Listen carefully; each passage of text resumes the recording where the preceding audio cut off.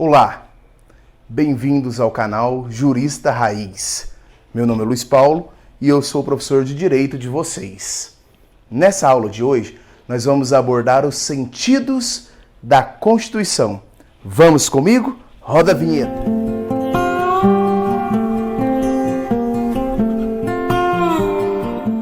Na última aula, nós abordamos um conceito bem simples de Constituição, como sendo o conjunto de normas que regem o ordenamento jurídico pátrio.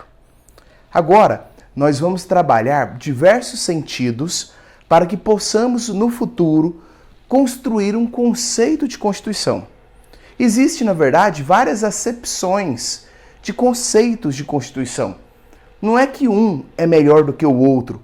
Todos têm a sua importância. Na verdade, nós temos que levar em consideração aquele que é mais adequado para a sua finalidade. Ok? O primeiro sentido que nós vamos estudar é o sentido sociológico do polonês Ferdinand Lassalle. Ele disse que a Constituição é, na verdade, o somatório dos fatores reais de poder. O que seriam esses fatores reais de poder? Seria o embate das forças políticas, sociais, econômicas e religiosas de um Estado. Isso é o que ele chama de Constituição real. Se não tiver esse somatório, se não tiver esse embate dessas forças, a Constituição é meramente uma folha de papel. É o que ele fala de Constituição escrita.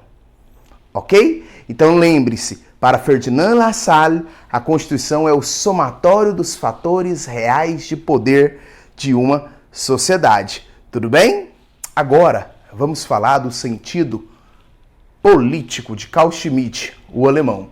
Ele disse que a Constituição é fruto da vontade do povo, e o povo é o titular do poder constituinte. A validade constitucional não está na justiça de suas normas, mas na decisão política de que lhe dá existência.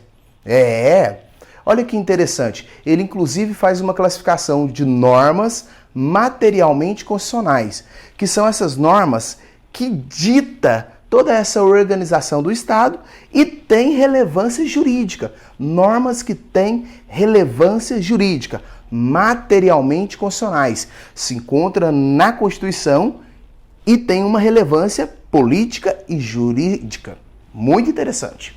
E ele chama de normas formalmente constitucionais, normas que estão no texto constitucional, mas que não têm essa relevância política jurídica. Por exemplo, o artigo 242, parágrafo 2º da CF 88, fala que o Colégio Pedro II, que está localizado no Rio de Janeiro, pertence à órbita, à esfera federal. Essa regra, essa norma que se encontra lá, na classificação de Carl Schmitt, é uma norma formalmente constitucional. Se encontra na Constituição, porém não tem tanta relevância jurídica assim. Ok? Agora nós vamos falar do sentido jurídico de Hans Kelsen, o austríaco.